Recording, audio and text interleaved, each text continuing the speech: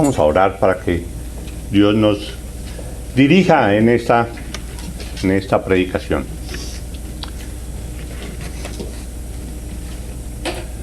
Padre, te oramos, Señor, reconociendo que tú eres nuestro Dios,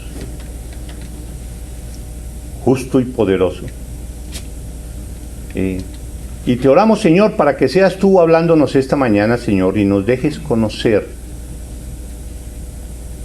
más de tu Hijo a través de tu palabra. Queremos conocerte cada día más, Padre del cielo, con el propósito tuyo de que para que cada día podamos ser nosotros más parecidos a la imagen de tu Hijo, Cristo Jesús. Te lo pedimos en nombre de Cristo Jesús. Amén. Amén.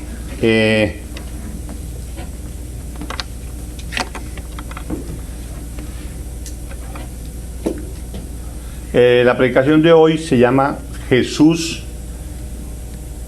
es Dios. ¿Jesús es Dios? En pregunta. No, Jesús es Dios. ¿Jesús es Dios? Y vamos a hablar sobre los versículos del 17 al 24 del capítulo 5 de Juan. Voy a leerlo rápidamente y después nos concentramos un poco en ver el pasaje. Recordemos que esto que vamos a leer es lo que continúa después de que el Señor Jesús sanó al paralítico de Betesda y lo sanó. Recordemos que lo sanó a pesar de que el paralítico de Betesda no tenía fe en Cristo Jesús, ni siquiera sabía quién era él. También nos aclaraba el pasaje anterior del versículo 1 al 16 que esa enfermedad que tenía el paralítico de Betesda era producto de un pecado que él había cometido, y Jesús le dice: no peques más porque cosas peores te pueden venir, y te puede venir hasta la perdición eterna o una enfermedad peor. Esa enseñanza la obtuvimos allí, ¿sí? Pero lo que más recalcábamos de este pasaje es que fue lo que disparó la animadversión de los judíos contra Jesús, porque estaba sanando personas el día de reposo. ¿Cómo se le ocurre a alguien hacer eso en día de reposo cuando todo el mundo sabe que el día de reposo no hay que hacer nada? Es prohibido hacer. Si usted va a levantar algo, no puede levantar más arriba de los hombros. Eso es prohibido. Si tiene que levantar algo, levantarlo hasta aquí. Cosas así se habían inventado los fariseos y los escribas en cuanto se refiere a la interpretación desviada de la ley de Dios, ¿sí? Jesús no es que quisiera o hubiera roto la ley al hacer esa sanación en el día de reposo. No, Él aclaró para qué fue el día de reposo. El día de reposo fue hecho para beneficio del hombre, para que esa actividad que cada quien está haciendo diariamente para su sustento y demás, pues la deje a un lado un día. El hombre necesita un día de descanso. Hombre, descanse después de 6 días, el séptimo descánselo y dedíqueselo a adorar a Dios, para su beneficio.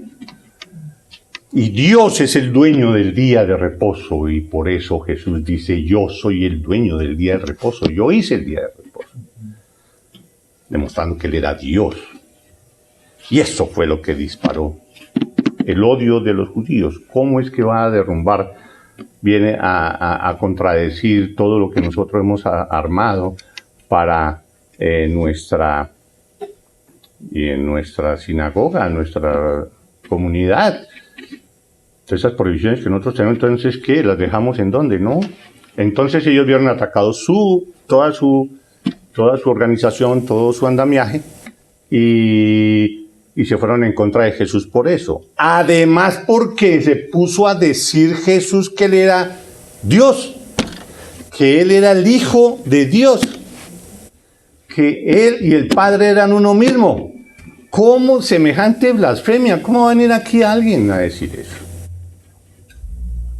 Entonces, de ahí para adelante, por varios capítulos de Juan, vamos a ver la persecución de los judíos contra Jesús. Y hablábamos de que cuando se habla de judíos, pues se habla de la élite, de los fariseos y de los escribas, no del pueblo, porque el pueblo, desafortunadamente engañado, pues sigue las enseñanzas de su élite.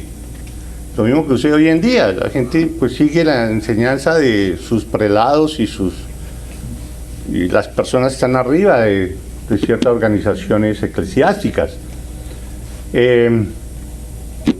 Entonces, es contra esas personas, la élite, que Jesús habla tantas veces y les dice hipócritas y demás cosas. Entonces, ese es el cuadro. Y entonces empieza aquí en el versículo 17, Jesús a hablar sobre quién es Él. Aunque durante todo el Nuevo Testamento se habla de quién es Jesús, muchos testimonios, tal como todos los testimonios que nosotros hemos visto, el testimonio de Juan el Bautista, testimonio de los discípulos, testimonio de la mujer samaritana, el testimonio del que sanó Jesús, todo eso, hay muchos testimonios. En estos versículos, en este capítulo, es donde se concentra de una manera muy especial lo que dice Jesús de quién es Él. No lo que otras personas dicen, lo que Él mismo dice de quién es Él. Entonces, donde está explicado de una manera mucho más clara, más concentrada, de quién es Jesús, dicho por Él mismo. Entonces, ante ese rechazo de los judíos, entonces Jesús les respondió. Vamos a leerlo. Ahí lo tienen ustedes en sus Biblias. Y Jesús les respondió: mi Padre hasta ahora trabaja y yo trabajo. Porque por esto los judíos aún más procuraban matarle, porque no solo quebrantaba el día de reposo, sino que también decía que Dios era su propio Padre, haciéndose igual a Dios. Respondió entonces Jesús y les dijo: de cierto os digo, no puede el Hijo hacer nada por sí mismo, sino lo que ve hacer al Padre. Porque todo lo que el Padre hace, también lo hace el Hijo igualmente. Porque el Padre ama al Hijo y le muestra todas las cosas que Él hace, y mayores obras que éstas le mostrará, de modo que vosotros os maravilléis. Porque como el Padre levanta a los muertos y les da vida, así también el Hijo a los que quiere da vida. Porque el Padre a nadie juzga, sino que todo el juicio dio al Hijo, para que todos honren al Hijo como honran al Padre. El que no honra al Hijo, no honra al Padre que lo envió. De cierto os digo, el que oye mi palabra y cree al que me envió, tiene vida eterna, y no vendrá a condenación, mas ha pasado de muerte a vida. Y ahí continúa el capítulo 5 hasta el versículo 47, hablando de eso mismo, de ese mismo tema, de lo que Jesús dice de quién es Él. Entonces, algo curioso que sucede en el mundo actual es que mientras muchos niegan la existencia de Dios, se dicen ateos, gnósticos y demás, al menos no son tantos los que niegan la existencia de Cristo. Más personas que niegan la existencia de Dios, pero hay menos que niegan la existencia de Cristo, reconocen que Él existió. Y lo consideran como alguien muy especial y destacado dentro de todos los demás hombres y destacado en toda la historia. Lo reconocen como alguien importante. Entonces, ante la pregunta de quién es Jesús, hay muchas respuestas. hay muchas respuestas. Ustedes las han escuchado varias veces de este tema. Jesús fue un gran maestro que enseñó sobre el amor. El amor y ahí Dios, Jesús es el que más ha hablado y practicado el amor. Fue una persona que llevó una vida especial y que dejó muy buenas enseñanzas a la humanidad. Alguien digno de imitar. Eso es Jesús para unas personas. Para otras, fue un gran profeta que habló muchas verdades de parte de Dios. ¿Quién es Jesús? Otros contestan, ha sido la mejor creación de Dios. Dios creó en Jesús al hombre que todos debemos imitar. Suena como bien. Otros dicen, fue alguien que murió por nosotros para darnos una mejor vida. Es alguien que si creemos en Él, nos sana y nos protege si se lo pedimos con fe. Y así como esas, hay muchas otras definiciones. Y así nos haya alguna de estas definiciones parecida como buena, todas no llegan ni a tocar esto de lo que Jesús es.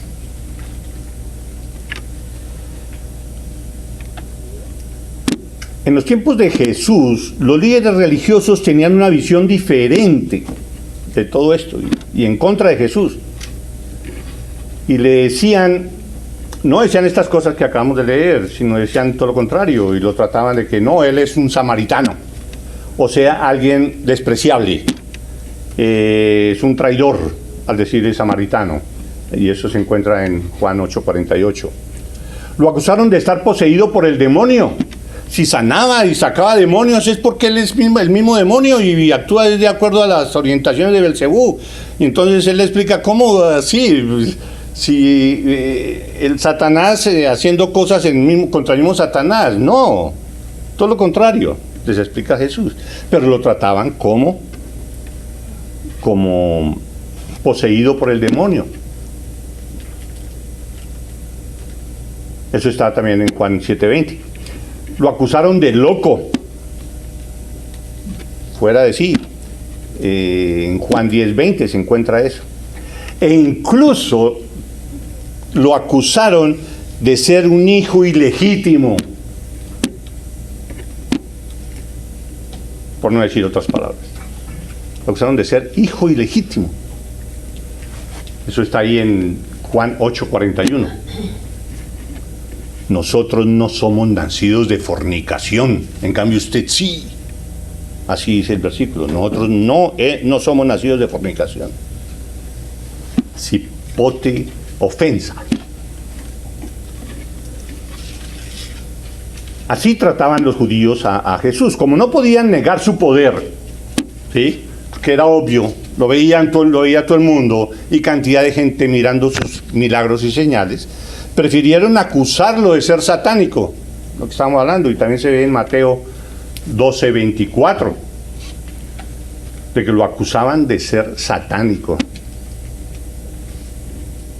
Aparte de eso, muchos otros teólogos veían en Jesús a un maestro de la moral, en quien se había desarrollado en forma muy especial esa divinidad inherente a todo ser humano. Todos tenemos un Dios interno, lo que necesitamos es dejarlo crecer y alimentarlo para que ese Dios que somos cada uno de nosotros aflore y podamos tener una sociedad más justa. Y muchos teólogos decían que en Jesús eso estaba bastante desarrollado, entonces era alguien a quien podíamos imitar. Falsedad de falsedades.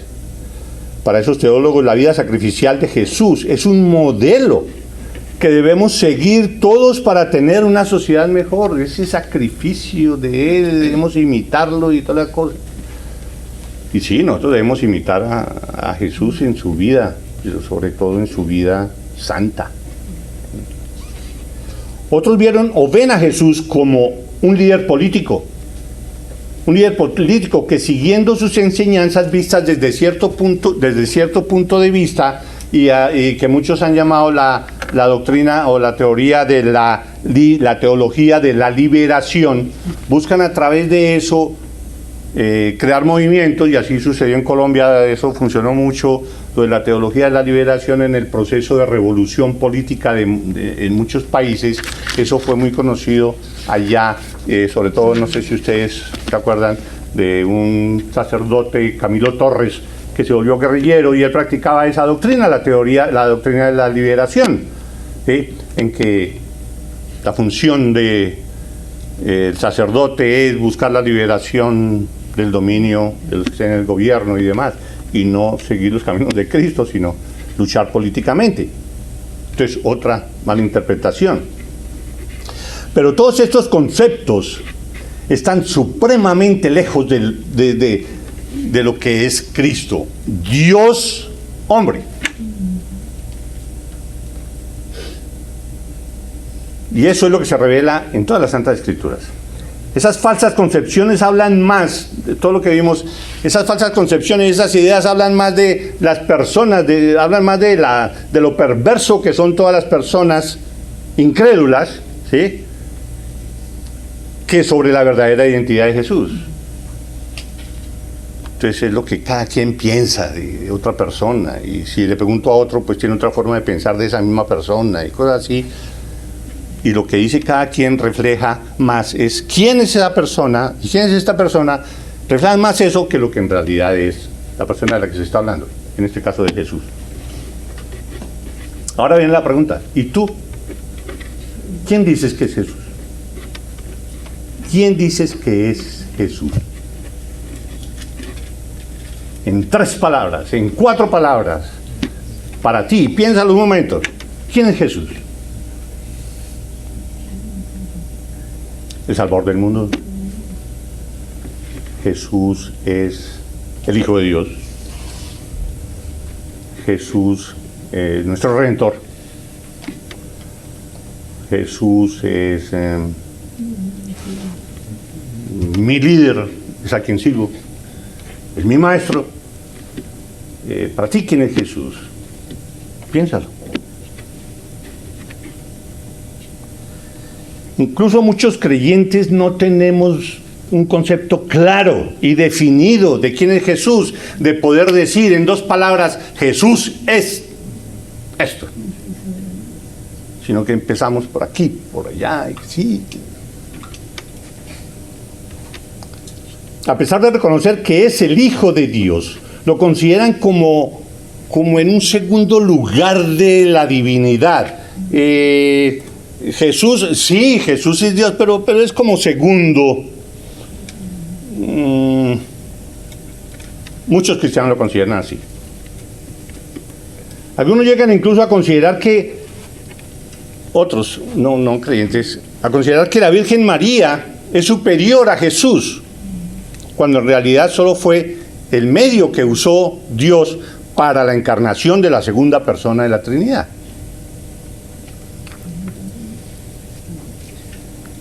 Y eso se ve continuamente, y si uno se pone a analizar eso de toda la adoración de María y de muchas otras cosas, se ve esa tendencia del hombre de ideolizar, volver ídolo los medios que Dios usa para algo. Entonces Dios usó a María, entonces hay que endiosar a María. Dios usó que Jesús muriera en una cruz, entonces, no, la cruz es lo máximo, y se endiosa el pedazo de madera que está ahí. Dios usa a los ángeles, no, hay cantidad de gente, y ustedes lo saben, que adoran a los ángeles y viven de los ángeles y hablan de los ángeles y viven por los ángeles. Ese culto que se ofrece diariamente a la naturaleza. Ahora ya no es la naturaleza, ahora es la madre naturaleza. Es el todo. Cualquiera que no vaya a hacer nada en contra de la madre naturaleza, porque eso es lo máximo. Siendo que la naturaleza apenas es un medio de lo que Dios hace para mostrar su poder y darnos un medio para nuestras vidas. Anteriormente, pues endiosaba el sol, pues endiosaba la luna, que son medios que Dios usa pues, para la vida. O Dios estableciendo el día de reposo para beneficio del hombre, y los fariseos endiosaron, pues, y lo ponen el día de reposo como lo máximo ahí de que usted lo vaya a violar. Entonces hay esa tendencia de endiosar los medios que Dios usa para su propósito. Pero ahora, veamos, vamos a volver al tema. ¿Qué dice Jesús mismo de quién es Él? ¿Qué dice Jesús? Jesús llamó a los ángeles de Dios sus ángeles. Jesús llamó a los elegidos de Dios sus elegidos. Y llamó al reino de Dios su reino. Y eso se ve a través de los evangelios. Jesús le respondió a la mujer samaritana: yo soy el que habla contigo. Yo soy el Mesías. Yo soy el enviado de Dios. Yo soy el Hijo de Dios, el que habla contigo. Orándole a Dios, Jesús se refirió a sí mismo diciendo: Jesucristo, a quien tú has enviado. El capítulo 5 de Juan entonces nos muestra todo eso que Jesús dice acerca de sí mismo. En este capítulo se afirma completamente lo fundamental que nosotros tenemos que tener claro y decirlo claramente: Jesús es Dios. Punto. Jesús es Dios. Y cuélguele a eso cualquier arandela que usted quiera. Pero eso es lo básico. Jesús es Dios. Nunca lo pongamos como en segundo lugar de algo, o que sí, pero que primero está esto. No, Él es Dios, igual con el Padre, igual con el Espíritu Santo. Es Dios. Son tres personas distintas. De Dios, Jesús es Dios. Y a veces uno, de creyente, a veces ni siquiera uno lo dice así, de claro y de convincente, de que Jesús es Dios.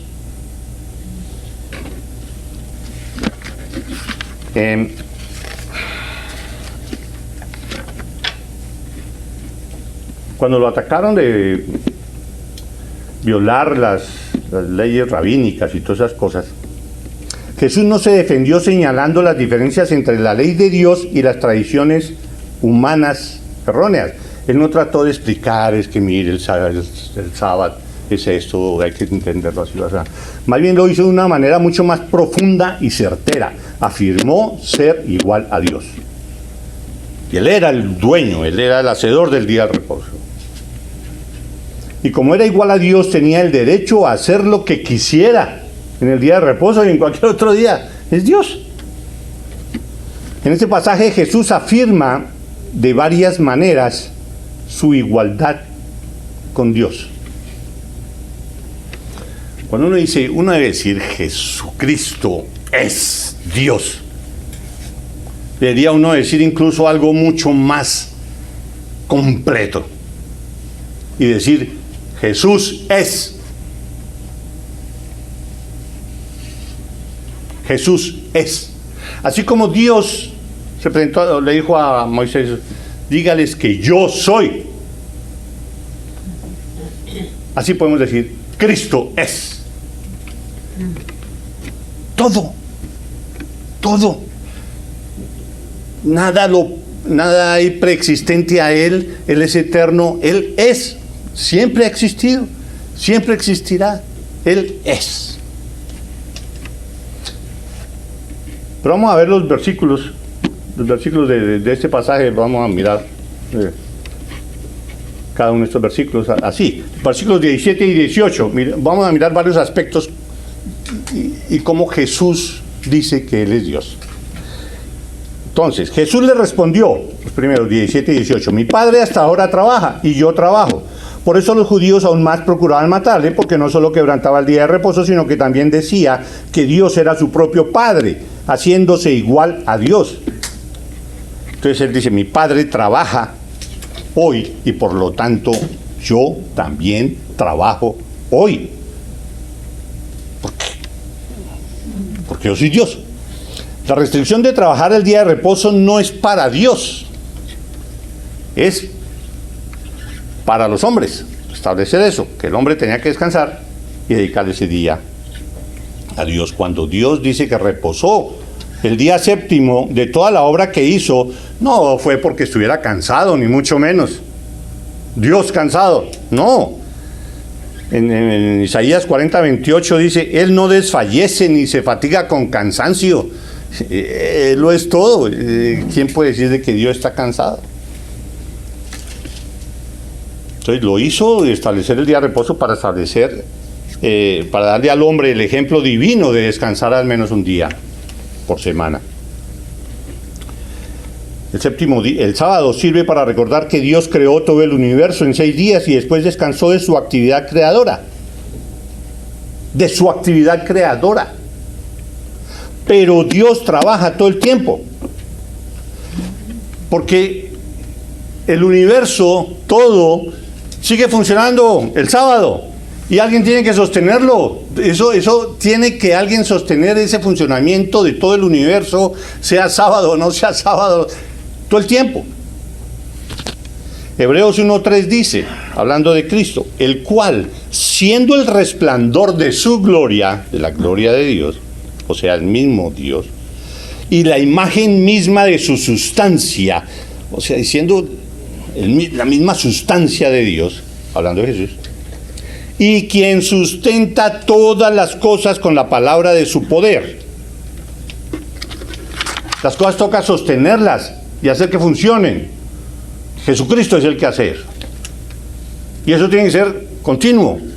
No puede haber un sábado de descanso. Entonces, todas las cosas, y quien sustenta todas las cosas con la palabra de su poder, habiendo efectuado la purificación de nuestros pecados por medio de sí mismo. Se sentó a la diestra de la majestad en las alturas. Eso es lo que dice Hebreos 1:3.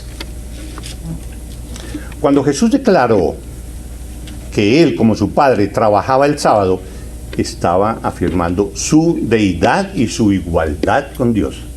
Igualdad en cuanto a las obras. Él hace las cosas de Dios. Y el versículo 18 demuestra que los judíos entendieron completamente lo que Jesús decía en cuanto a que es Dios. ¿Por qué se dice que ellos comprendieron completamente? Porque el 18 dice, por esto los judíos aún más procuraban matarle, porque no solo quebrantaba el día de reposo, sino que también decía que Dios era su propio Padre, haciéndose igual a Dios. Ellos entendieron completamente que él está diciendo, yo soy Dios, yo soy el Padre, yo soy Dios. Versículos 19 y 20. Respondió entonces Jesús y les dijo, de cierto os digo, o sea, esto que voy a decir es verdad de verdad, verdad de verdades. No puede el Hijo hacer nada por sí mismo, sino lo que ve hacer al Padre. Porque todo lo que el Padre hace, también lo hace el Hijo igualmente. Y si lo hace igualmente, las cosas del Padre, es porque es igual, porque si no, no lo puede hacer igual. Porque el Padre ama al Hijo y le muestra todas las cosas que Él hace, y mayores obras que éstas le mostrará, de modo que vosotros os maravilléis. O sea que Jesús siempre actuaba en armonía perfecta y subordinación a la voluntad del Padre. Obviamente solo alguien que es igual al Padre podría hacer lo que hace. Son de la misma naturaleza, la misma sustancia. Entonces, lógicamente, esa es otra declaración de su divinidad. Ver actuar a Cristo es ver actuar a Dios, porque Él hace las cosas de Dios. Sanar como sanó, resucitar como resucitó, crear comida como creó, todo lo que hizo Él. Esa unidad que Jesús demuestra con su Padre, Jesús la describe como una unión de amor. El Padre ama al Hijo y le muestra todas las cosas que Él hace. Una buena ilustración para nosotros los padres. Versículo 21, sigamos. Porque como el Padre levanta a los muertos y les da vida, así también el Hijo a los que quiere da vida. Dios da vida. Dios es el que resucita. Yo, Jesucristo, como soy Dios, también yo hago lo mismo. Jesús está afirmando que por ser igual a Dios, Él también puede resucitar. La Biblia enseña que solo Dios tiene el poder de dar vida a los muertos, pues Él es el creador de la vida. Y por eso Jesús decía, yo soy el camino, la verdad y la vida, porque Él es el creador. ¿Quién más puede decir yo soy la vida? Que alguien llegue aquí ahorita y diga yo soy la vida. Eso no vamos a creerlo, casi nadie. Así como Jesús puede resucitar muertos físicamente, también puede dar vida espiritual a quienes están espiritualmente muertos. En Juan 4:14 habíamos visto mas el que bebiere del agua que yo le daré, no tendrá sed jamás, sino que el agua que yo le daré será en él una fuente de agua que salte para vida eterna. Él es el que da la salvación. Y eso la da solo Dios. El versículo 22. Porque el Padre a nadie juzga, sino que todo el juicio dio al Hijo. Dice el versículo 22. Dios es el juez de toda la tierra. Dios es el juez de toda la tierra. Eso lo dice en Génesis 18:25. Y aquí Jesús afirma que Él será el que juzgue. O sea, si el que juzga es Dios, y Jesús dice que Él va a juzgar, pues es que Jesús es Dios. Como las voluntades de los dos están en armonía perfecta, Dios le entrega todos los juicios a Cristo, con la certidumbre de que estos juicios serán los mismos juicios del Padre, porque son Dios. En el día final, terrible y de juicio, Él dirá a quienes lo han rechazado y no lo han reconocido como Dios: nunca os conocí, apartados de mí, hacedores de maldad.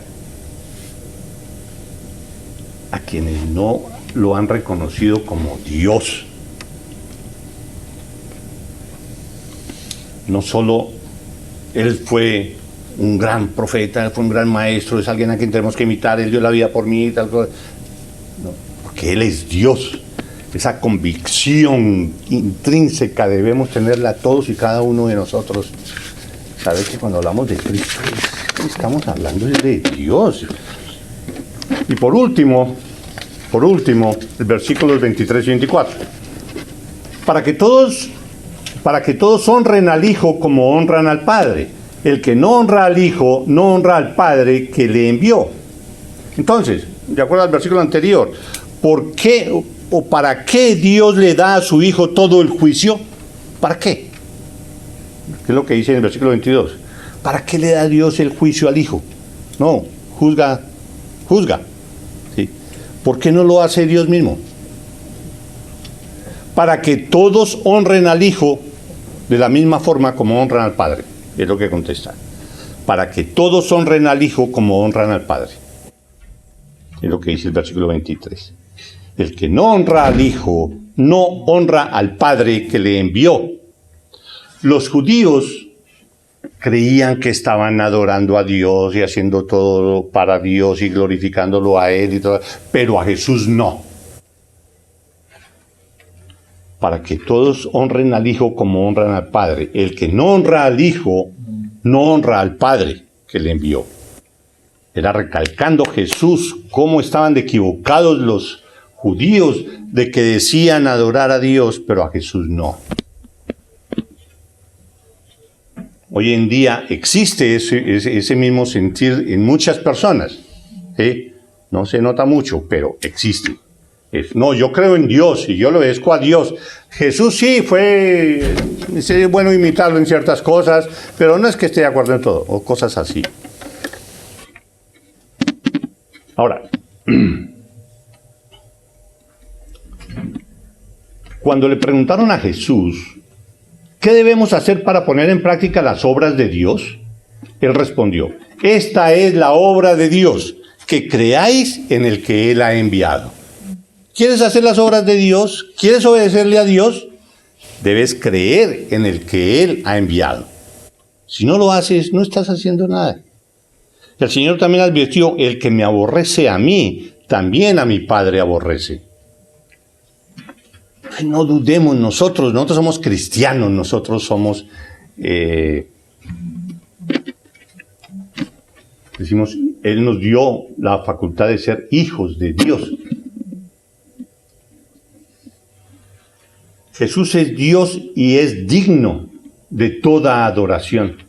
No lo consideremos nunca como de segundo lugar. En Filipenses 2, del 9 al 11 decimos, por lo cual Dios también lo exaltó hasta lo sumo y le dio un nombre que es sobre todo nombre, para que en el nombre de Jesús toda rodilla, se doble toda rodilla de los que están en los cielos y en la tierra y debajo de la tierra. Toda lengua confiese que Jesucristo es el Señor, para gloria de Dios Padre. Lo quiera el mundo o no, va a llegar el momento en que eso se va a cumplir.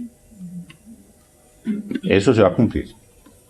Jesús cerró esta sección de su discurso reafirmando su autoridad para dar vida eterna a quien Él lo desee. Él decide a quién, y a quién es al que le da vida eterna. Él identifica a quienes reciben la vida eterna con quienes oyen su palabra y creen al Padre que le envió. Así lo dice el versículo. Aquellos que oyen su palabra y creen al Padre que le envió. Pero ese oír su palabra no significa únicamente, ok, pongo el radio ahí, escuchando ahí la Biblia ahí. No, ese oír implica una cantidad de cosas. Implica creer, implica someter la vida de uno a Él, implica entregarle todo lo que es uno, implica reconocer que uno no es nada, que uno es un simple pecador, que uno merece la condenación eterna. Es entender eso, es entender el mensaje del Evangelio, de que uno necesita comprender que uno es pecador, arrepentirse e implorarle a Dios que le dé la salvación. Y Él va a decidir, quién no vendrá a condenación y lo va a pasar de muerte a vida. Él lo hace, Él es el que lo hace, Jesús lo hace. Y se cumple lo de Romanos 8:1. Ninguna condenación hay para los que están en Cristo Jesús.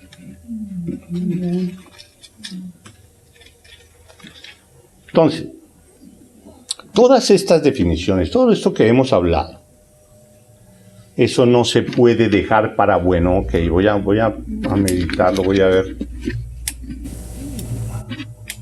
Que decido yo de quién es Jesús. Esto no se puede dejar para términos medios. No, yo sí creo, pero no tanto, lo que sea. No, o cree o no cree, punto. No hay términos medios. Y el que no cree ya ha sido condenado. ¿Sí? Lo vemos en Juan 3:18. El que no cree ya ha sido condenado. No hay término medio. ¿Crees que Jesús es Dios o no crees? Eso tienes que decidirlo tú. Y el que decide que Jesús es Dios debe arrodillarse ante Él y con fe y arrepentimiento pedirle que venga a su vida como Señor y Salvador. Quienes aceptan a Jesús por lo que Él es, Dios encarnado, se salvarán de sus pecados por medio de Él. Así lo dice Mateo 1:21 y Hebreos 7:25. Los que no, un día enfrentarán el juicio del Señor.